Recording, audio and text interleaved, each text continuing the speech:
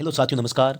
मैं राजूराम बेड़ा आप सभी का एक बार फिर से अपने यूट्यूब चैनल राज एजुकेशन हेल्प में सभी का हार्दिक अभिनंदन, हार्दिक स्वागत करता हूं। दोस्तों आप सबके कमेंट देखकर मुझे लग रहा है कि आप बहुत ही खुश हैं कि आपको राज एजुकेशन हेल्प पर कुछ वीडियो है ड्राइवर भर्ती से संबंधित देखने को मिले थे और आपके बहुत ज़्यादा क्वेश्चन है वो इस वीडियो पर पढ़ाई की गई उसके माध्यम से बहुत ज़्यादा सही हो रहे हैं। तो दोस्तों आप सभी का धन्यवाद। आप है वो कमेंट्स में लिख रहे हैं कि मेरे 85 सही है, 80 सही है, 75 है।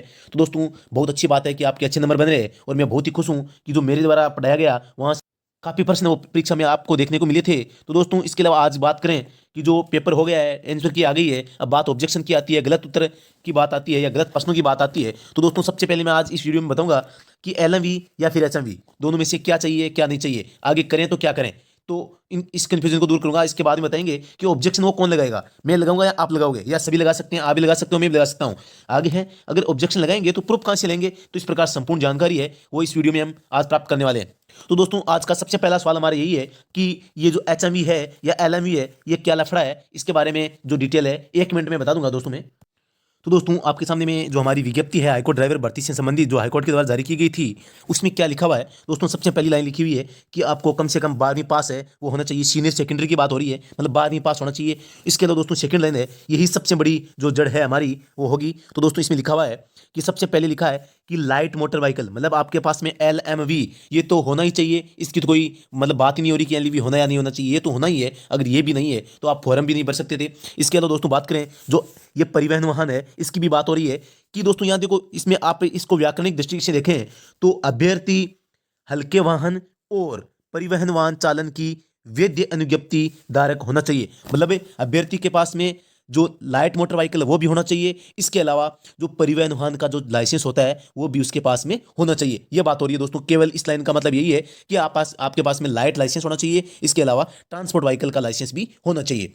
अब बात करते हैं नेक्स्ट लाइन पे जो नंबर 3 है, इसमें क्या लिखा है दोस्तों। यहाँ लिखा है अभ्यर्थी के को हल्के वाहन और परिवहन वाहन चलाने के लिए वैध ड्राइविंग अनुज्ञप्ति प्राप्त करने के पश्चात उक्त वाहनों को चलाने का 3 वर्ष का अनुभव आवेदन करने की अंतिम तिथि 31/8/2020 तक होना चाहिए। दोस्तों एकदम स्पष्ट लिखा हुआ है कि आपको जो हल्का, एक तो सबसे पहली बात हुई है कि अभ्यर्थी के पास में हल्का वाहन और परिवहन वाहन को चलाने का जो ड्राइविंग अनुज्ञप्ति प्राप्त है, जो मतलब लाइसेंस प्राप्त किया आपने, उसको दोस्तों कम से कम है वो 3 साल का अनुभव आपके पास में होना चाहिए। वो कब तक, आवेदन करने की अंतिम तिथि कब तक, मतलब 31 अगस्त 2020 तक आपके पास में 3 साल का अनुभव होना चाहिए। तो दोस्तों एकदम स्पष्ट बात हो जाती है कि अगर आपका लाइसेंस है वो 31/8/2017 इससे पहले बना हुआ है तो दोस्तों आप इस भर्ती के लिए पात्र हैं। अगर इससे पहले नहीं बना हुआ है तो दोस्तों आप इस भर्ती के लिए अपात्र होंगे, क्योंकि आपके पास में अगर एलएमवी है तो भी आपका 3 साल का अनुभव प्राप्त नहीं आपके पास में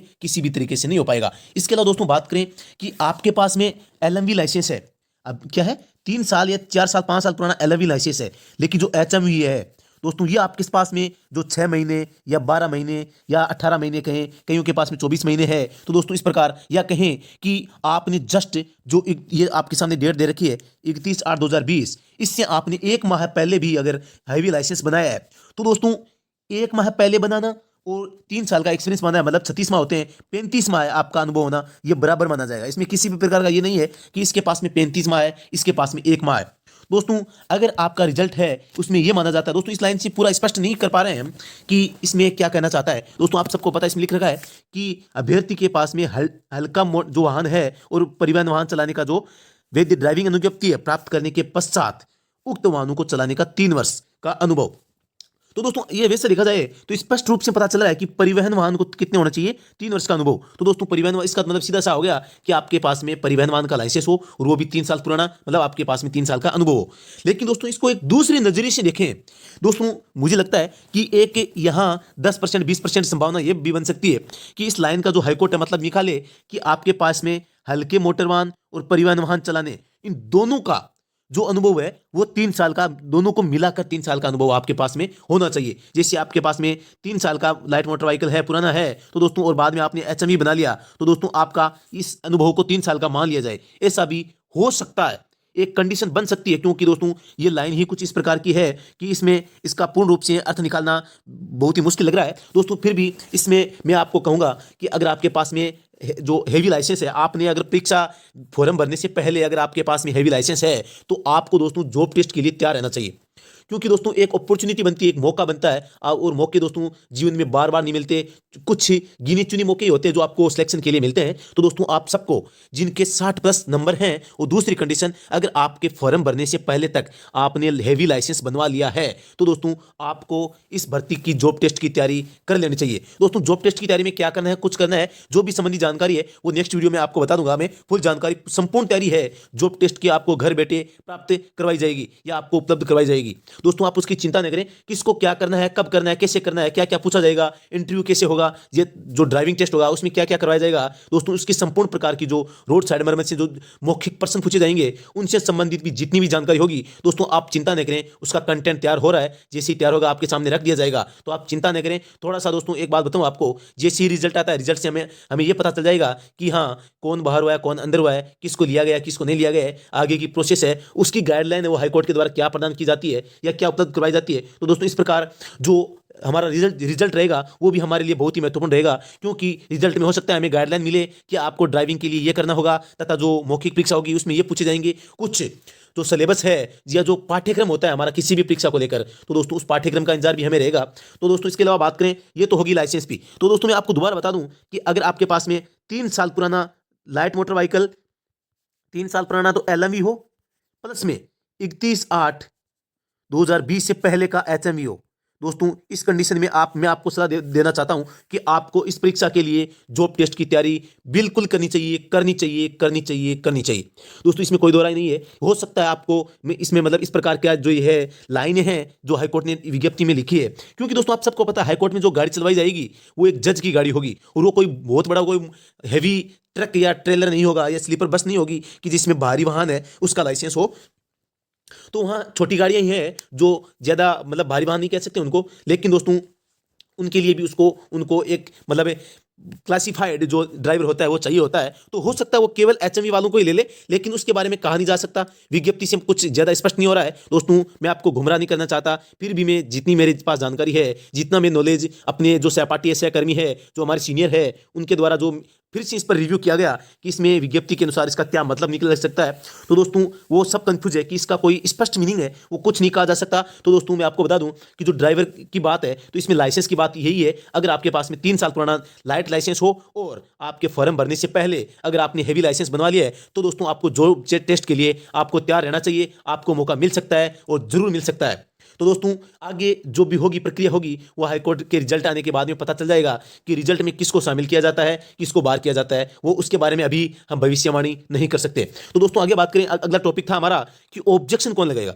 दोस्तों ऑब्जेक्शन तो आप लगा सकते हो, मैं लगा सकता हूं, केवल मैं लगा सकता हूं, केवल आप लगा सकते हो, लेकिन दोस्तों मैं बता दूं कि मैंने जिन प्रश्नों पे ऑब्जेक्शन लगाए उन प्रश्नों को मैं आपके सामने रखना चाहूंगा। दोस्तों इसके अलावा मेरी एक रिक्वेस्ट है कि आपको भी ऑब्जेक्शन लगाना चाहिए। कल न ये न हो कि गुरुजी ने या राजूराम सर ने या मैंने ऑब्जेक्शन नहीं लगाया और आप चाहते थे कि हम ऑब्जेक्शन लगाए, लेकिन मेरे भरोसे पर आप रह गए और मैंने ऑब्जेक्शन लगाया नहीं, माना कि मैं धोखा दे देता हूं। तो उस कंडीशन की बात हो रही है कि अगर मैं आपको धोखा दे देता हूं, मैं कह देता हूं कि मैंने ऑब्जेक्शन लगा दिया लेकिन मैं ऑब्जेक्शन नहीं लगाता हूं, तो उस स्थिति में आपको कुछ नुकसान हो सकता है। तो इस स्थिति से बचने के लिए दोस्तों आपको स्वयं अपने हाथ से, कहते हैं ना हिंदी में कहावत है, अपना हाथ जगन्नाथ, मतलब अपना हाथ है वो सबसे बड़ा भगवान होता है, अपने हाथ से किया हुआ काम है वो सबसे महान होता है, और अपने हाथ से किया गया काम ही सबसे बड़ी सफलता को दिलाने में सहायक होता है। तो दोस्तों आपको अपना लक्ष्य प्राप्त करना है, तो दोस्तों आप अपने हाथ से या अपनी आंखों के सामने ऑब्जेक्शन की प्रक्रिया को पूरा कीजिए। दोस्तों इसमें किसी भी प्रकार की कोई समस्या नहीं होगी। अगर समस्या हो रही है किसी प्रूफ को लेकर तो दोस्तों कमेंट्स में लिखिए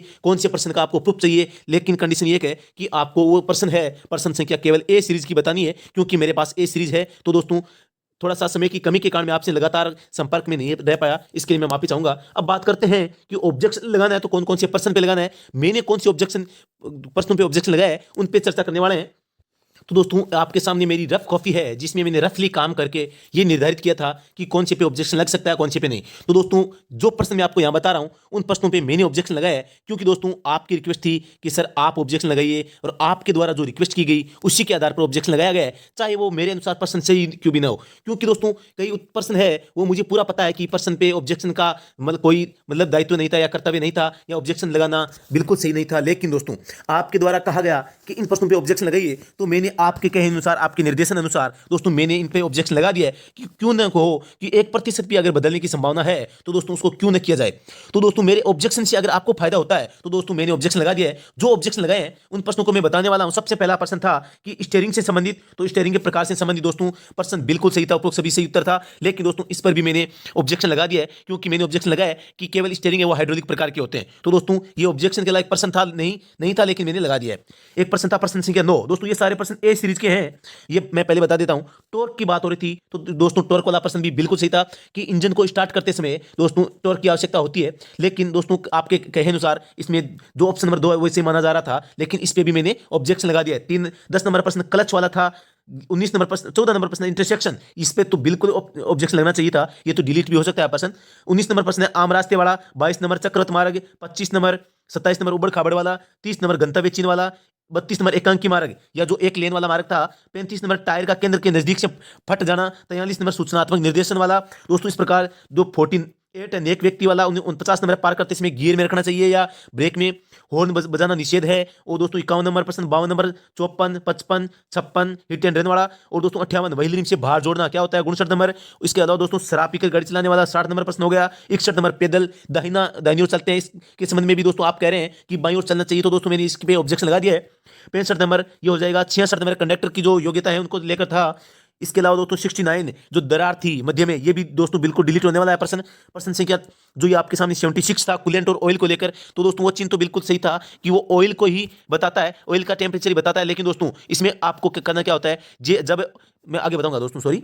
इसके अलावा दोस्तों 82 नंबर प्रश्न परमिट को लेकर था, 83 नंबर एनओसी को लेकर था, 84 नंबर आरसी रद्द करने को लेकर था। और दोस्तों 85 नंबर प्रश्न आपके सामने, 91 नंबर जो अधिकतम स्पीड की बात हो रही थी, 92 में मोबाइल के उपयोग की बात थी, और 95 में दोस्तों आपके सामने जो बायां मोड़ था उसकी बात थी, 97 में हॉस्पिटल की दूरी की बात थी, 99 में सड़क पट्टी की बात थी, और 100 नंबर जो पुनरावृत्त चिन्ह था दोस्तों उसके बारे में भी कोई जानकारी नहीं मिलने के कारण इन सभी प्रश्नों पे दोस्तों मैंने ऑब्जेक्शन लगा दिया है। तो आप चिंता नहीं करें, इस पे सब पे ऑब्जेक्शन मैंने लगा दिया है दोस्तों। लेकिन मेरी आप सबसे प्रार्थना है कि आप भी अपने हाथ से अपनी आईडी है login, user name ID password लगाकर लॉगिन करके आप अपने हाथ से वो ऑब्जेक्शन लगाइए दोस्तों। मैं आपसे सभी से आशा करता हूं कि आप जरूर ऑब्जेक्शन लगाएंगे, क्योंकि दोस्तों बाद में आपको पछतावा न हो कि काश मैं ऑब्जेक्शन लगा देता तो मेरा नंबर आ जाता। तो दोस्तों ये कमी है, अगर आप ऑब्जेक्शन नहीं लगाते हो और किसी ऑब्जेक्शन मतलब किसी प्रश्न के रिव्यू से वंचित रह जाने के कारण अगर आपका सिलेक्शन नहीं होता है, तो दोस्तों आप जीवन भर ये अपने आप को कोसोगे कि काश मैं उस दिन ऑब्जेक्शन लगा देता। तो दोस्तों आपको किसी भी प्रकार का अवसर है वो नहीं छोड़ना चाहिए। पर्सन सही होगा या गलत होगा दोस्तों, हमारे ऑब्जेक्शन से क्या होने वाला है कि इसका रिव्यू होने वाला है। रिव्यू के बाद में जो उत्तर सही है वही आएगा। अगर पहले से सही है तो पहले जो सही है वो रह जाएगा, अगर पहले से गलत है तो उसमें रिव्यू के बाद में सही उत्तर बता दिया जाएगा। ये हाईकोर्ट करने वाला है। और दोस्तों इसके अलावा जो सेकंड मॉडल के आंसर की आने वाली है, इसके बाद में दोस्तों जल्दी रिजल्ट भी इसका निकाल दिया जाएगा। तो दोस्तों आप चिंता न करें, जो रिजल्ट आने के बाद या पहले जो भी होगा, जो हमारे पास कंटेंट है, जानकारी है जॉब टेस्ट को लेकर, जो आगे आपसे जो आपकी जो प्रोसेस रहेगी सिलेक्शन की, उसकी संपूर्ण प्रक्रिया पर हमारा दोस्तों हम आपके साथ लगातार बने रहेंगे। आप इसमें चिंता नहीं कीजिए दोस्तों। इन सभी प्रश्नों पर मैंने वो जो ऑब्जेक्शन है लगा दिए हैं, आप भी इन सभी प्रश्नों पे ऑब्जेक्शन लगा सकते हैं। इसका कोई शुल्क नहीं है, एकदम सिंपल प्रोसेस है जो मैंने पिछले वीडियो में बता दिया है कि आप इस पे ऑब्जेक्शन किस प्रकार से लगा सकते हैं। इसके अलावा दोस्तों बात करें इन प्रश्नों को देखें दोस्तों, प्रश्न संख्या 1 था जिसमें मैंने ऑब्जेक्शन लगा दिया है कि केवल हाइड्रोलिक स्टीयरिंग होता है, ये ऑब्जेक्शन लगाया है। लेकिन दोस्तों इसका उत्तर है वो मेरे हिसाब से ऑप्शन नंबर 4 ही करेक्ट रहेगा। आगे बात करें प्रश्न संख्या दोस्तों हमारा 9 था।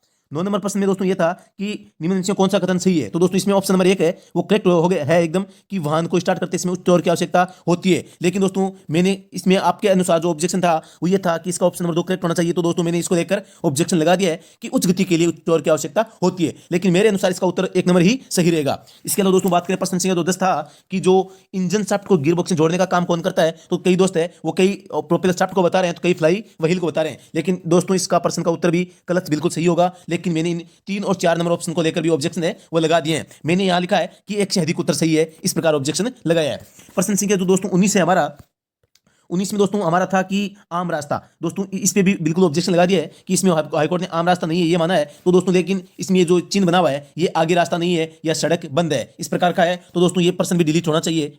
आगे बात करें दोस्तों प्रश्न संख्या 22 है, 22 पे भी ऑब्जेक्शन लगा दिया है, जिसमें दोस्तों इसका उत्तर है एकदम बिल्कुल करेक्ट माना गया हाईकोर्ट के द्वारा, क्योंकि राउंड अबाउट का चिन्ह है, चक्रवात मार्ग उत्तर माना गया है, बिल्कुल सही है। लेकिन दोस्तों आपके द्वारा कहा जा रहा है कि ये चौराया है। तो दोस्तों इस चौराहे को लेकर मैंने ऑब्जेक्शन लगा दिया है। इसके अलावा दोस्तों बात करें प्रश्न संख्या 25 था, 25 में दोस्तों आपको सबको पता है क्या है, इसमें आपको बैरियर दिख रहा है। बैरियर का मतलब है आगे रुकावट है। दोस्तों आगे रुकावट थी, ये ऑप्शन बी हाईकोर्ट ने बिल्कुल सही माना है और इस पे ऑब्जेक्शन मैंने लगा दिया है, आप चिंता न करें। लेकिन कई भाई कह रहे हैं कि ये आगे गति अवरोधक है, तो दोस्तों आपके कहे अनुसार इसको उत्तर मैंने 3 नंबर ऑप्शन को लेकर ऑब्जेक्शन लगा दिया है, लेकिन इसका उत्तर है वो बिल्कुल आगे रुकावट है, यही सही होगा।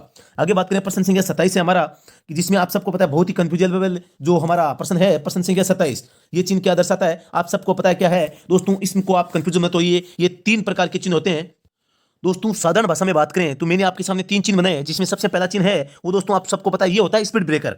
इसको कहते हैं स्पीड के ब्रेकर का जो साइन होता है वो ऐसा होता है। जो नंबर 2 है दोस्तों, ये आपके सामने जो इसको हम उबड़ खाबड़ कह सकते हैं, मतलब हम्प और रफ, मतलब ऊपर नीचे जमीन होती है या जो सड़क पे जो कुछ बना होता है उसको कह सकते हैं। जो 3 नंबर होता है दोस्तों, इसमें गड़गड़ की आवाज होती है। ये बहुत लंबे, मतलब कम से कम 5 से 10 या 12 पट्टियां लगातार सड़क पर एक क्रॉस से वो बनी रहती है, जिसकी वजह से क्या होता है, जैसी गाड़ी ऊपर से निकलती है तो गड़गड़ की आवाज आती है। तो दोस्तों इस प्रकार ये 3 प्रकार के साइन होते हैं। लेकिन दोस्तों होता क्या है, इन तीनों को हम ब्रेकर समझ लेते हैं, लेकिन ये तीनों ब्रेकर नहीं होते। जो रोड के साइड में सिंबल बने होते हैं उनमें भी गलती ये होती है कि इनको ब्रेकर ही लिखा होता है, लेकिन दोस्तों वास्तव में जो ब्रेकर होता है वो केवल एक सिंगल ब्रेकर होता है। इसके अलावा दोस्तों बात करें जो 2 नंबर है, 2 नंबर और 3 नंबर भी एक प्रकार के है तो ब्रेकर ही, ये एक प्रकार से गाड़ी की गति को अवरोध करते हैं दोस्तों, बिल्कुल सही बात है। लेकिन जो यातायात संकेत है इनमें इन तीनों को अलग अलग भाषा से व्यक्त किया गया है। तो दोस्तों उसमें वहां है जो इस प्रश्न का उत्तर है, जो यातायात संकेत है दोस्तों, आपको जो राजस्थान परिवहन विभाग की साइट है वहां ये सब कुछ मिल जाएगा दोस्तों। वहां इसका उत्तर है वो बिल्कुल उबड़ खाबड़ मार्ग ही माना गया है। तो दोस्तों इसमें मैंने ऑब्जेक्शन है आपको आगे गति अवरोधक को लेकर लगा दिया, आप चिंता न करें।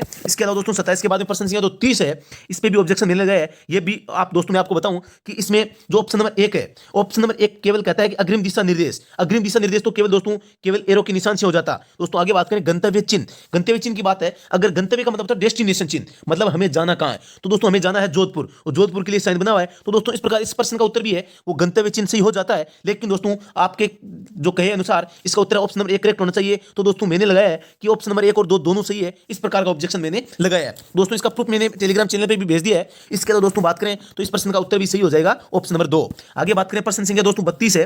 32 में मैंने ऑब्जेक्शन लगाया है कि एकांगी मार्ग। दोस्तों एकांगी मार्ग को हिंदी में कहते हैं वन वे मार्ग। वन वे का मतलब हो गया कि एक तरफ केवल एक तरफा यातायात है। तो दोस्तों इसमें एक तरफ का यातायात होने का मतलब है दोस्तों एक गोलाकृति है जिसमें 2 एरो है, एक दूसरी साइड में एक को काट दिया गया है। मतलब एकांगी मार्ग का मतलब एक रास्ता तो चालू है और दूसरा बंद है। तो दोस्तों एकांगी मार्ग का मतलब यह भी हो सकता है कि एक दिशा में यान है वो प्रतिषेध कर दिए गए हैं, मतलब दूसरी साइड से यातायात बंद है। तो दोस्तों इस प्रकार इस प्रश्न का उत्तर है वो 1 सही हो जाता है। लेकिन आपके मतलब आपकी रिक्वेस्ट पर मैंने ऑब्जेक्शन है वो ऑप्शन नंबर 3 को लेकर लगा दिया है। आगे प्रश्न संख्या जो 35 है हमारा, इसमें यह पूछा गया है कि जो एक अधिक फुले हुए टायर का कौन सा भाग सबसे ज्यादा घिसेगा। तो दोस्तों केंद्र के नजदीक से, मतलब जो टायर होता है इसके जो बीच का भाग होता है दोस्तों यहीं से वो है टायर फूलने पर सबसे ज्यादा, क्योंकि वो घिसेगा या फटेगा, क्योंकि दोस्तों यही जो सरफेस है वो सड़क के साथ में घर्षण करती है तथा सरफेस से वो टच होती है। तो इस प्रश्न को दोस्तों इस प्रश्न में भी मैंने ऑब्जेक्शन लगा दिया है कि किनारे के नजदीक से क्यों नहीं फटता। दोस्तों ऑप्शन नंबर 2 है, इसको लेकर मैंने ऑब्जेक्शन लगाया है। तो दोस्तों इस प्रकार इस प्रश्न का उत्तर तो दोस्तों 1 नंबर ही मेरे हिसाब से सही होने वाला है।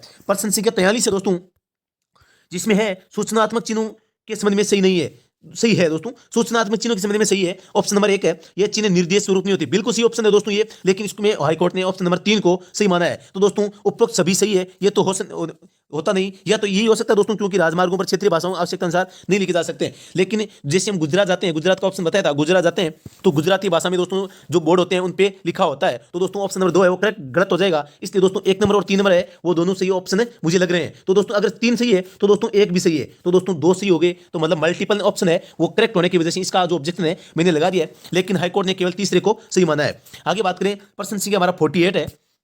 48 में ऑब्जेक्शन था कि नेक व्यक्ति किसे कह सकते हैं। नेक व्यक्ति बिल्कुल वही होता है जो कि किसी पीड़ित व्यक्ति को अस्पताल पहुंचाता है। ऑप्शन नंबर 1 इसका हाईकोर्ट ने करेक्ट माना है और 1 ही सही होगा। लेकिन कई दोस्त कह रहे हैं कि इसका उत्तर है ऑप्शन नंबर 2 करेक्ट होगा, क्योंकि जो पुलिस स्टेशन में जो सूचना देता है किसी घटना के घटित होने की वो नेक व्यक्ति होता है, ऐसा आप दोस्तों का मानना है, कई दोस्तों का, सभी का मैं नहीं कहता। लेकिन दोस्तों प्रश्न संख्या 48 का प्रश्न उत्तर है वो ऑप्शन नंबर 1 ही करेक्ट होगा। आगे बात करें, फिर भी मैंने ऑब्जेक्शन है वो क्वेश्चन ऑप्शन नंबर 2 को लेकर लगा दिया है। प्रश्न संख्या हमारा 49 है, जिसमें पार करते समय की बात है दोस्तों। इसमें भी आप सब कंफ्यूज हैं दोस्तों। इसमें भी जो हाईकोर्ट ने उत्तर माना है वो ये माना है कि वाहन को हैंड ब्रेक लगा कर रखना चाहिए, बिल्कुल सही ऑप्शन है और यही इसका उत्तर होगा। लेकिन आप कह रहे हैं कि अगर पार्क कर रहे हैं गाड़ी तो गाड़ी गियर में होगी और जो पार्किंग लाइट है वो भी चालू होगी। लेकिन दोस्तों यहाँ पार्किंग गाड़ी को पार्क करते समय की बात नहीं है। गाड़ी पार्क करते समय का यह मतलब है कि आपकी गाड़ी पार्किंग प्लेस पे खड़ी हुई है, उस स्थिति में आप क्या कर रहे हो। दोस्तों इस प्रश्न को भी मैंने ऑब्जेक्शन में डाल दिया है। प्रश्न संख्या 50 था हमारा कि मोटरयान चलाते हॉर्न निषेध है फिर भी हॉर्न बजाने पर जो जुर्माना है। दोस्तों इसका उत्तर है ऑप्शन नंबर 2 करेक्ट माना है, 1000 रुपए। दोस्तों लेकिन आपके द्वारा कई जो साथी वो कह रहे हैं कि 500 रुपए सही होगा, तो दोस्तों मैंने ऑप्शन नंबर 1 को लेकर जो ऑब्जेक्शन है वो लगा दिया। प्रश्न संख्या दोस्तों 51 है हमारा, जिसमें लिखा है कि बीमा ने किए मोटरयान को चलाने पर चालक को क्या जो जुर्माना भरना पड़ता है उसके संबंध में। तो दोस्तों इसमें जो ऑप्शन नंबर 1 है वो कहता है कि 3 मास की जो कारावास है साथ में 2000 का जुर्माना है। तो दोस्तों कई कह रहे हैं कि ये केवल 2000 रुपए जुर्माना ही होगा, कारावास की सजा नहीं दी जा सकती। तो इस पर दोस्तों मैंने ऑब्जेक्शन लगा दिया है कि उपरोक्त में से कोई नहीं होगा। इस उत्तर को लेकर मैंने ऑब्जेक्शन लगा दिया है। दोस्तों फिर भी मेरा मानना यह है कि 51 प्रश्न संख्या 51 का भी ऑप्शन नंबर 1 है वो उत्तर करेक्ट होगा। आगे बात करें प्रश्न संख्या 52 है कि मोटरसाइकिल पर 2 से अधिक व्यक्तियों को बैठाना अनुज्ञेय है। दोस्तों कब है, मैं जो हाईकोर्ट ने उत्तर माना है 2 या 2 से अधिक व्यक्तियों को बैठना अनुज्ञेय नहीं है। दोस्तों करेक्ट उत्तर है कि आप 2 से अधिक व्यक्तियों को कभी नहीं बैठा सकते, लेकिन कई भाई दोस्त कह रहे हैं कि केवल जो विशेष परिस्थितियां होती है, जो आवश्यक परिस्थितियां होती है उनमें भी बैठाया जा सकता है। तो दोस्तों ऑप्शन नंबर 1 को लेकर मैंने ऑब्जेक्शन लगा दिया है, लेकिन इसका उत्तर है वो ऑप्शन नंबर 4 ही करेक्ट होगा। प्रश्न संख्या 53 है, 53 नहीं सॉरी 54 नंबर में भी हमने ऑब्जेक्शन लगा दिया है कि इसमें लिखा हुआ है कि आप किसी गोल चक्र में प्रवेश कर रहे हैं, माना कि यहाँ चारों दिशाओं से ये इसमें मार्ग हैं तो आप इसमें एंटर होंगे। तो दोस्तों यहाँ से आगे अगर आप आ रहे हैं तो दोस्तों इसमें एंटर करते इसमें कौन सा इशारा करेंगे और निकलते इसमें कौन सा करेंगे। तो दोस्तों मैं आपको बता दूं कि इसमें जो हाईकोर्ट ने उत्तर माना है प्रश्न संख्या 54 का ऑप्शन नंबर 1 कि आप इसके अंदर घुसते इसमें तो कुछ नहीं करेंगे, लेकिन बाहर निकलते इसमें क्या करेंगे, बाई और मुड़ने का इशारा करेंगे। ये उत्तर माना है, लेकिन दोस्तों आपके कहने पर मैंने इस पर भी ऑब्जेक्शन है वो लगा दिया है।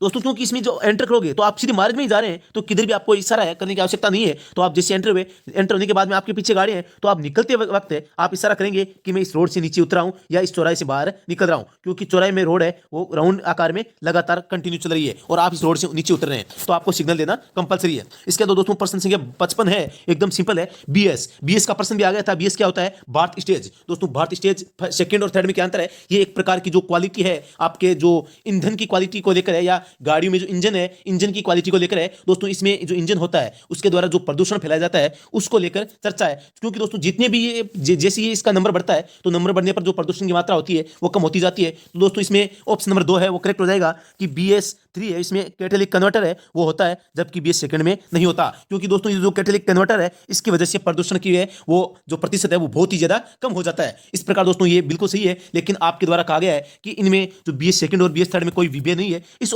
ऑब्जेक्शन को इसको लेकर ऑब्जेक्शन लगाना की आपकी रिक्वेस्ट थी, लेकिन मैंने दोस्तों इसमें ये कहा है कि उपरोक्त में से कोई भी सही नहीं होगा, क्योंकि अगर दोस्तों मैंने इसको कहा है तो इसका मतलब है ये जो हाईकोर्ट वाले हैं ये इन तीनों ऑप्शनों को देखेंगे, तीनों में से जो सही होगा उसको रिव्यू करके सही बता दिया जाएगा। दोस्तों 55 के बाद में है 56 नंबर, हिट एंड रन का मामला। हिट और रन में ये होता है कि कोई व्यक्ति या किसी को घायल करके भाग जाता है और उसका पता भी नहीं चलता। दोस्तों इस प्रकार जो हाईकोर्ट है, हाईकोर्ट ने इसका ऑप्शन नंबर 3 करेक्ट माना है कि वो भाग जाता है और उसकी प्रयास करने के बावजूद भी उसकी जो सुनिश्चित है वो पहचान है वो सुनिश्चित नहीं हो पाती। लेकिन दोस्तों आपके द्वारा कहा जा रहा है कि वाहन चालक द्वारा मौके पर छोड़कर भाग जाना मतलब दुर्घटना करके, दोस्तों इसको सही बताया जा रहा है, लेकिन दोस्तों इसका ऑप्शन नंबर 3 है उत्तर सही होगा, लेकिन मैंने ऑब्जेक्शन है वो ऑप्शन संख्या 1 को लेकर लगा दिया है। आगे बात करें प्रश्न संख्या जो 58 है हमारा, व्हील रिम से बाहर जोड़ा जाता है। दोस्तों बिल्कुल सिंपल प्रश्न है, इसमें जो व्हील बैलेंस के लिए ये इसका उत्तर होगा, लेकिन आपके द्वारा बार बार रिक्वेस्ट करने पर दोस्तों इस ऑप्शन नंबर 1 और 3 को लेकर भी मैंने ऑब्जेक्शन लगा दिया और इसका उत्तर है 4 होना चाहिए, ऐसा मैंने उसमें लिखा है। तो दोस्तों इसका भी ऑब्जेक्शन लगे है, आप चिंता नहीं करें, आप भी स्वयं है इसका ऑब्जेक्शन लगा सकते हैं। इसके अलावा दोस्तों बात करें प्रश्न संख्या जो आपके 59 है, इसमें लिखा है कि खतरनाक तरीके से मोटरयान चलाना किसे अभिप्रेत करता है, मतलब क्या मतलब होता है। दोस्तों इसका उत्तर है वो बिल्कुल एकदम करेक्ट हो जाएगा ऑप्शन नंबर 4 कि लाल बत्ती को पार करना, स्टॉप चिन्ह का उल्लंघन करना, यातायात प्राधिकृत प्रवाह के विरुद्ध चालन करना। दोस्तों कई दोस्त कह रहे हैं कि इसका जो ऑप्शन नंबर 3 है वो एक ही करेक्ट होगा, उपरोक्त सभी नहीं होगा, तो दोस्तों मैंने इसको भी लेकर है वो ऑब्जेक्शन लगा दिया है। दोस्तों आगे बात करें तो दोस्तों ये सारे प्रश्न मैं क्यों बता रहा हूं, ताकि आपको पता चले कि कौन से प्रश्न में किस ऑप्शन को लेकर। दोस्तों आप सबको पता है कि प्रत्येक प्रश्न में आपको एक रीजन बताना होता है कि आप ऑब्जेक्शन क्यों लगा रहे हो, क्या गलती है वो इस प्रश्न में रही है, या कौन सा विकल्प है वो सही रहना चाहिए या कौन सा गलत रहना चाहिए। तो दोस्तों आपके द्वारा उस समय ऑब्जेक्शन लगाते समय आपको सावधानी हो, इसके लिए मैंने इन सभी प्रश्नों को आपके सामने रखा है कि कौन से प्रश्न में कौन से ऑप्शन को लेकर ऑब्जेक्शन लगाया जा सकता है। प्रश्न संख्या दोस्तों 60 है, जिसमें लिखा है कि जो शराबी होता है वो वाहन चला रहा है। तो दोस्तों इसमें 20 mg लिखा था, इसलिए दोस्तों 20 mg वाला ये उत्तर है वो गलत हो जाएगा। इसके अलावा दोस्तों उपरोक्त में से कोई नहीं, इस प्रश्न को आप बहुत ज्यादा दोस्त है वो इसको सही मान रहे हैं, लेकिन दोस्तों मैं आपको बताऊं, अगर आप रात में गाड़ी चला रहे हैं और आपने शराब पी रखी है, आप गाड़ी चलाने में असमर्थ है, आपको गाड़ी चलाने मतलब आप इस स्थिति में नहीं है, या आपने इतनी शराब पी रखी है कि आपका नियंत्रण है वो वाहन में नहीं है, तो दोस्तों नियंत्रण नहीं है और फिर ट्रैफिक पुलिस मिलती है या पुलिस मिलती है, RTO मिलता है, जो भी मिलते हैं उनको पता चलता है कि ड्राइवर है वो नशे में है, तो दोस्तों आप बताओ वो क्या करेंगे, आपको छोड़ देंगे या आपको पकड़ेंगे। दोस्तों अब बिल्कुल आपको गिरफ्तार किया जाएगा, क्योंकि आप शराब पी रखी है आपने और एकदम मतलब आपके व्यवहार से लग रहा है कि आपका नियंत्रण गाड़ी पे नहीं है और आप वाहन चला रहे हैं, शराब पी रखी है। तो दोस्तों इस स्थिति में बिना किसी खून की रक्तता की पहचान किए दोस्तों आपको गिरफ्तार किया जा सकता है। दोस्तों ऑप्शन नंबर 2 इसका करेक्ट माना था कि समुचित नियंत्रण रखने में असमर्थ। दोस्तों लेकिन आपके द्वारा कहा जा रहा है कि दोस्तों इसमें तो कि ये 20 mg लिख रखा है और यहाँ 30 mg होना चाहिए था, इसलिए इस प्रोक्त में से कोई नहीं, ये उत्तर इसका सही होगा। तो दोस्तों ऑप्शन नंबर 4 को लेकर मैंने ऑब्जेक्शन लगा दिया है। प्रश्न संख्या दोस्तों 61 था जो पैदल यात्रियों से संबंधित था कि पैदल यात्री फुटपाथ अगर न हो तो किस ओर चलते हैं। तो दोस्तों मैं बता दूं कि इसमें बिल्कुल ऑप्शन हाईकोर्ट का सही है कि अगर फुटपाथ नहीं बना हुआ है तो आपको सड़क के दाहिनी ओर चलना है, लेकिन फुटपाथ बना होने पर आपको बाईं ओर चलना है। दोस्तों इस प्रश्न को लेकर भी मैंने वो बाईं ओर चलने को लेकर दोस्तों मैंने ऑब्जेक्शन लगा दिया है, लेकिन इसका उत्तर है वो दाहिनी ओर ही सही होगा। आगे बात करें प्रश्न संख्या दोस्तों हमारा 65 है। 65 में है कि यहाँ देखो दोस्तों लाइसेंस की बात हो रही है, लेकिन लाइसेंस का नाम कहीं भी नहीं लिखा कि कोई व्यक्ति 18 वर्ष से अधिक है, आयु का कम आयु का नहीं है, मतलब अधिक का है परंतु 20 से कम है, तो वो क्या कर सकता है। तो दोस्तों हाईकोर्ट ने इसका ऑप्शन नंबर 1 का करेक्ट माना है कि वह किसी सार्वजनिक स्थान में मोटर यान चला सकता है परंतु परिवहन वाहन यान नहीं चला सकता। लेकिन दोस्तों इसमें जो ऑब्जेक्शन लगाया है इसका ऑप्शन नंबर दोस्तों ये एक नंबर करेक्ट है, बिल्कुल इसका उत्तर एक ही होगा, क्योंकि दोस्तों यहाँ बात हो रही है कि 18 से अधिक और 20 से कम। दोस्तों 18 से 20 के बीच वाला केवल मोटर यान, हल्का मोटर यान है वो ही चला सकता है, परिवहन यान नहीं चला सकता। लेकिन दोस्तों यहाँ LMV या HMV की कोई बात नहीं हो रही है। इस प्रकार दोस्तों इस प्रश्न का उत्तर है, इसको ऑब्जेक्शन लगाया हुआ हमने ऑप्शन नंबर 4 को लेकर लगाया है कि इसमें सार्वजनिक स्थान में किसी भी प्रकार का मोटर यान नहीं चला सकता, चाहे वो 18 साल का हो, चाहे 20 साल का हो या 25 साल का। साल से होने का मतलब नहीं है, लेकिन यहाँ लाइसेंस की बात नहीं होने के कारण वो किसी भी प्रकार का वो वाहन है नहीं चला जा सकता। इस प्रकार की बात हमने लिखी है कि ऑब्जेक्शन लगाया है। आगे बात करें दोस्तों प्रश्न संख्या 66 है जिसमें कंडक्टर होता है, जो कंडक्टर की जो योग्यता से मतलब है कि कंडक्टर को मतलब लाइसेंस देने से कब इनकार किया जा सकता है। लेकिन दोस्तों इसमें बिल्कुल सही बात है, प्रश्न संख्या ऑप्शन नंबर 1 है वो करेक्ट हो जाएगा कि आवेदक के पास में न्यूनतम शैक्षणिक योग्यता होनी चाहिए, तो इसको इनकार नहीं किया जा सकता। लेकिन दोस्तों आपके द्वारा कहा जा रहा है कि यदि आवेदक के पास में न्यूनतम शैक्षणिक योग्यता नहीं है फिर भी उसको मना नहीं किया जा सकता, क्योंकि शैक्षिक योग्यता हटा दी गई है, ऐसा आपका कहना है। लेकिन दोस्तों मैं आपको बता दूं कि शैक्षिक योग्यता को लाइसेंस से हटाया गया है, न कि कंडक्टर की योग्यता से। दोस्तों इस प्रकार इस पे भी ऑब्जेक्शन तो लगा दिया है, लेकिन इसका उत्तर भी दोस्तों ऑप्शन नंबर 1 है वो करेक्ट होगा। आगे बात करें दोस्तों प्रश्न संख्या हमारा 69 है। 69 में लिख रखा है, जो ये तो एकदम बिल्कुल डिलीट होने वाला प्रश्न है, मध्य में गैप इन मीडियन मीडियन ये इसका ये प्रश्न है और चित्र में भी दे रखा है, लेकिन दोस्तों इसका उत्तर हाईकोर्ट ने माना है मध्य में दरार। दोस्तों बिल्कुल सही होगा, मध्य में दरार इसका उत्तर है। लेकिन दोस्तों यहाँ ऑप्शन नंबर 4 है मध्य में दरार, ये इसका उत्तर सही हो जाएगा। लेकिन दोस्तों कई दोस्तों के द्वारा कहा जा रहा है कि मध्य में नाली, मध्य में खड्डा, आगे पुल है, इस प्रकार की बातें की जा रही है। लेकिन दोस्तों इसको भी मैंने है मध्य में दरार को लेकर दोस्तों ऑब्जेक्शन लगा दिया है। लेकिन दोस्तों इसका ऑप्शन नंबर 4 है वही करेक्ट होगा। मैंने जो आप ऑब्जेक्शन लगाया है वो मध्य में नाली या मध्य में खड्डा या आगे पुल है, इन तीनों को चारों को गलत बताया है। तो दोस्तों इसमें जो जितने भी ऑप्शन है वो सारे इनकरेक्ट है, इस प्रकार मैंने इसका उत्तर लिखा है वहां। तो दोस्तों इस प्रकार गुणसूत्र नंबर प्रश्न है वो डिलीट होने को लेकर मैंने इसका ऑब्जेक्शन लगाया है दोस्तों। लेकिन फिर भी मैं बता दूं कि इसका ऑप्शन नंबर 4 है वो करेक्ट हो जाएगा, मध्य में दरार, गैप इन मीडियन। दोस्तों आगे बात करें अगला प्रश्न संख्या जो क्षेत्र था जिसमें आप सबको पता है किसका चिन्ह है। दोस्तों यहाँ लाइट जल रही है। दोस्तों ये ऑयल के जो इंजन का टेम्परेचर है उसको बताता है कि कार में इंजन ऑयल कम है या समाप्त होने वाला है। क्षेत्र नंबर प्रश्न है उसका उत्तर नंबर 3 है। लेकिन दोस्तों आपके द्वारा कहा जा रहा है, आपके द्वारा जो उत्तर बताया जा रहा है ऑप्शन नंबर 4 बताया जा रहा है, जिसके अनुसार रेडिएटर में कूलेंट कम है। दोस्तों कूलेंट कम होगा तो वो लाल बत्ती है, वो इंजन के गर्म होने वाली लाल बत्ती है वो ऑन होगी और वो ऑन होगी। तो आप उसका मतलब ये दोस्तों इंजन का टेम्परेचर बढ़ जाने से है, लेकिन इंजन का टेम्परेचर बढ़ने का मतलब कारण होता है कूलेंट कम होना या पानी कम होना। तो दोस्तों इस प्रश्न में भी ऑप्शन नंबर 3 है वो करेक्ट हो जाएगा। लेकिन दोस्तों जो हमने ऑब्जेक्शन लगाया है प्रश्न संख्या क्षेत्र में ऑप्शन नंबर 4 को लेकर ऑब्जेक्शन लगा दिया है कि इसका ये उत्तर होना चाहिए। और दोस्तों आगे बात करें प्रश्न संख्या जो 82 है इसमें परमिट को लेकर बात हो रही है दोस्तों कि परमिट किसको चाहिए किसको नहीं चाहिए। दोस्तों इसमें जो पुलिस, दमकल, रोगी वाहन मतलब एम्बुलेंस, इनको माना गया है कि इनको परमिट की आवश्यकता नहीं होती। लेकिन दोस्तों आपके द्वारा कहा जा रहा है कि जितने भी प्रकार के वाहन होते हैं उन सबको परमिट की आवश्यकता होती है। तो दोस्तों आपके अनुसार उपरोक्त में से कोई नहीं, ये होगा इसका सही उत्तर। तो दोस्तों इस प्रश्न को लेकर भी मैंने ऑब्जेक्शन लगा दिया है, लेकिन इसका उत्तर भी दोस्तों ऑप्शन नंबर 1 ही करेक्ट होगा कि क्योंकि दोस्तों पुलिस है, दमकल की गाड़ी है या एम्बुलेंस है, इन वाहनों को दोस्तों परमिट की आवश्यकता नहीं होती। आगे बात करें दोस्तों प्रश्न संख्या हमारा 83 है आक्षेप न होने पर। बिल्कुल दोस्तों मेरे हिसाब से प्रश्न में रिव्यू किया जाना चाहिए और इसमें बदलाव भी हो सकता है, क्योंकि दोस्तों इसमें जो बात हो रही है ऑप्शन नंबर 1 है ये कि किसी राज्य में अगर आप वाहन बेचते हैं या खरीदते हैं तो दोस्तों एनओसी की बिल्कुल आवश्यकता होती है। वो केवल एचएमवी मतलब जो हैवी मोटर व्हीकल होते हैं उनमें अगर आप बेचते हैं या खरीदते हैं तो उनमें अगर आप वाहन चालक का या मालिक को नाम बदलना चाहते हैं तो आपको एनओसी की आवश्यकता होगी। इसके अलावा दोस्तों अगर आप किसी दूसरे राज्य में जाते हैं तो भी इसकी आवश्यकता एनओसी की आवश्यकता होगी। आक्षेप न होने का प्रमाण पत्र का मतलब होता है एनओसी। दोस्तों एनओसी का पूरा नाम होता है नो ऑब्जेक्शन सर्टिफिकेट। दोस्तों हाईकोर्ट ने इसका उत्तर है वो ऑप्शन नंबर 2 को करेक्ट माना है, लेकिन मेरे हिसाब से ऑप्शन नंबर 1 और 2 दोनों सही है। तो दोस्तों इस प्रकार इस प्रश्न पर हमने जो एग्जाम ऑब्जेक्शन है वो लगा दिया है। प्रश्न सी है दोस्तों, इसके बाद में है हमारा 84 में लिख रखा है कि रजिस्ट्री जो आरसी होता है उसको रद्द किया जा सकता है। दोस्तों इसमें ऑप्शन नंबर 3 है, इसको सही माना गया है कि मतलब जो स्थायी रूप से इस लायक नहीं रह गया है कि उसका उपयोग नहीं किया जा सकते, इसका उत्तर सही माना गया है। लेकिन दोस्तों ये भी सही है कि किसी वाहन को अगर कोई जब्त कर लेता है तो जब्त करने के बाद में अगर उसके बाद में कोई आप उसको छुड़ाने के लिए नहीं जाते हैं या उसको आप चेकअप नहीं करते हैं, कुछ भी नहीं करते हैं दोस्तों, आप लोगों के ऑब्जेक्शन की डिमांड के कारण मैंने ऑप्शन नंबर 2 है इसको लेकर ऑब्जेक्शन लगा दिया है, क्योंकि दोस्तों इसमें दोनों ही सही लग रहे हैं। दोस्तों आगे बात करें, जैसे ही माना कि कोई वाहन है वो लावारिस पड़ा है, वो लावारिस पड़ा रहने के बाद दोस्तों इसकी नीलामी कर दी जाती है, तो जो पहले उसका पंजीकरण था आरसी थी उसको रद्द कर दिया जाता है तथा उसकी नीलामी के बाद में उसका नया पंजीकरण करवा दिया जाता है। दोस्तों इस प्रकार इसका होता है, लेकिन दोस्तों इसमें ऑप्शन नंबर 3 ही है, हाई कोर्ट ने इसको सही माना है। आगे बात करें, प्रश्न सी दोस्तों हमारा 91 में है 91 में यह है दोस्तों कि निर्धारित अधिकतम स्पीड से अधिक स्पीड चलाना वाहन कब न्याय उचित है, मतलब आप अधिकतम गति है उससे भी ज्यादा स्पीड गति में कब चला सकते हैं, तो दोस्तों इसमें किसी भी परिस्थिति में नहीं, ऑप्शन नंबर 1 है करेक्ट हो जाएगा। लेकिन दोस्तों आपके द्वारा कहा जा रहा है कि किसी व्यक्ति को अगर हॉस्पिटल में पहुंचाना हो, बीमार व्यक्ति को, तब हमें इसको चला सकते हैं। इसको लेकर दोस्तों हमने ऑब्जेक्शन लगा दिया है, लेकिन दोस्तों इस प्रश्न का उत्तर है ऑप्शन नंबर 1 ही करेक्ट होगा।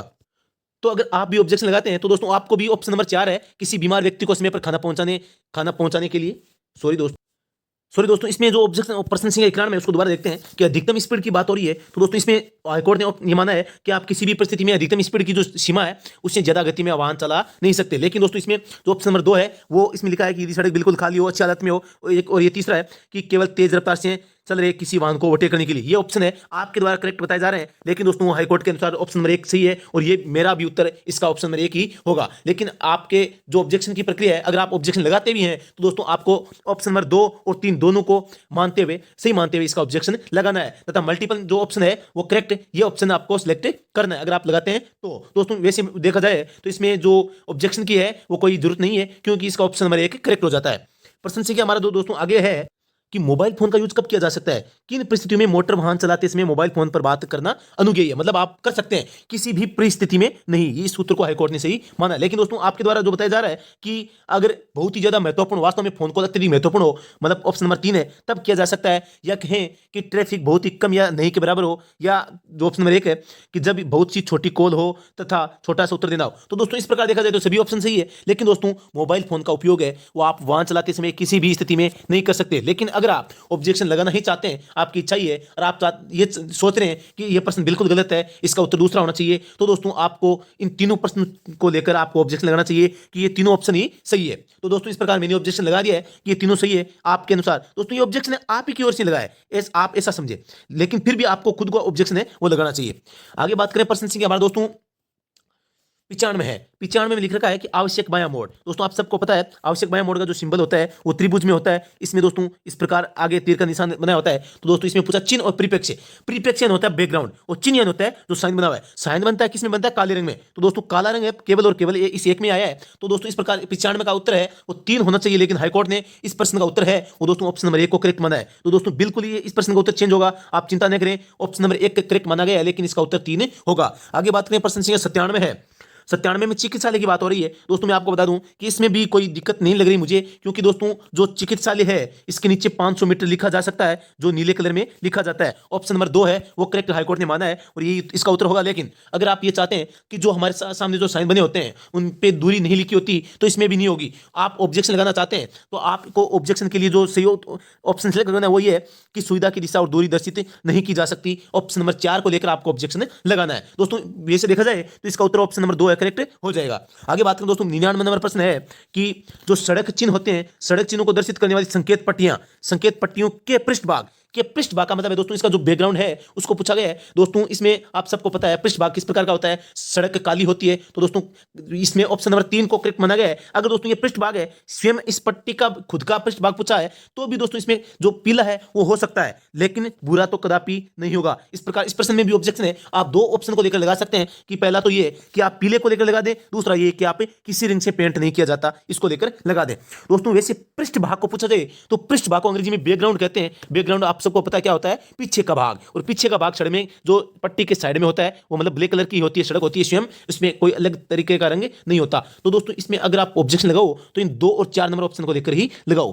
प्रश्न संख्या 100 है, पुनरावृत्त चिन्ह का प्रकार है। दोस्तों इसमें जो हाईकोर्ट के द्वारा ऑप्शन नंबर 4 है, सूचनात्मक चिन्ह, इसको सही माना गया है, लेकिन हमारे सामने पुनरावृत्त चिन्ह किस प्रकार का होता है, किस आकृति का होता है, कैसा दिखता है, किस रंग में होता है, कोई भी हमारे पास में सूचना नहीं है। तो दोस्तों इस प्रकार इस पे भी ऑब्जेक्शन हमने लगा दिया है कि इसका उल्लेख कहीं हमें मिला नहीं है। तो दोस्तों इसका ऑब्जेक्शन आप लगाना है कि चारों ही उत्तर क्या है वो गलत है, इस प्रकार का आपको ऑब्जेक्शन लगाना है। तो दोस्तों मेरे द्वारा जो जानकारी दी गई है, अगर आपको पसंद आती है तो इसको लाइक शेयर कमेंट जरूर कीजिए, और कमेंट में लिखिए कि आपकी इन प्रश्नों के अलावा और कोई प्रश्न ऐसा है जिनमें आपको ऑब्जेक्शन लगाने की जरूरत है और आपको कोई दिक्कत आ रही है कि कौन सा ऑप्शन है वो सिलेक्ट करना है। अगर आपको कोई समस्या आ रही हो कि ऑब्जेक्शन लगाने में कौन सा विकल्प है उसको सिलेक्ट करें, या तो जो ऑप्शन आगे पूछ रहे हैं कि ऑप्शन गलत वाला बताना है, या कहें कि उत्तर एक से अधिक उत्तर सही है, या कहें कि प्रश्न में उत्तर है ही नहीं, या प्रश्न गलत है, या उत्तर गलत दे दिया गया है, तो इस प्रकार का जो आपको ऑप्शन सिलेक्ट करना है उसमें अगर आपको दिक्कत आ रही है तो दोस्तों आपको मेरे पास कमेंट करना चाहिए, और मैं उस कमेंट का यथासंभव जल्दी ही उसका रिप्लाई करूंगा। दोस्तों थोड़ा समय अभाव के कारण मैं सभी के कमेंट है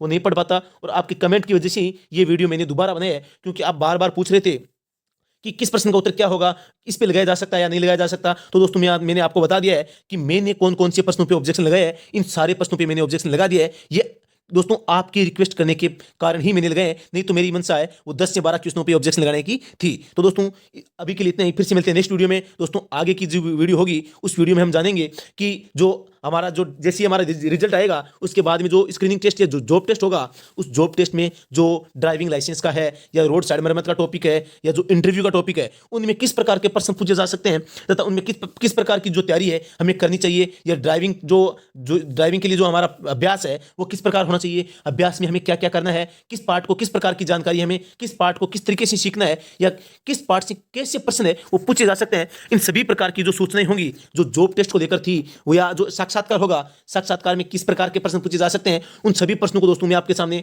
लेकर आने वाला हूं। तो उसमें थोड़ा सा समय लग सकता है, तो आप चिंता न करें। तो दोस्तों जिनके 60+ नंबर है उन सभी भाइयों को अग्रिम बधाई, आप तैयारी कीजिए। जिनके पास में LMV लाइसेंस है, मैं दोबारा बता देता हूं, LMV लाइसेंस है और HMV लाइसेंस आपने अगर फॉर्म भरने से पहले बनवा लिया था तो दोस्तों आप इस भर्ती में पात्र हो सकते हैं, आपको जॉब टेस्ट की तैयारी करनी चाहिए। तो दोस्तों बिल्कुल अभी के लिए इतना ही, फिर से मिलते हैं नेक्स्ट वीडियो में। जय हिंद, जय भारत, आप सभी को धन्यवाद, राम राम सा।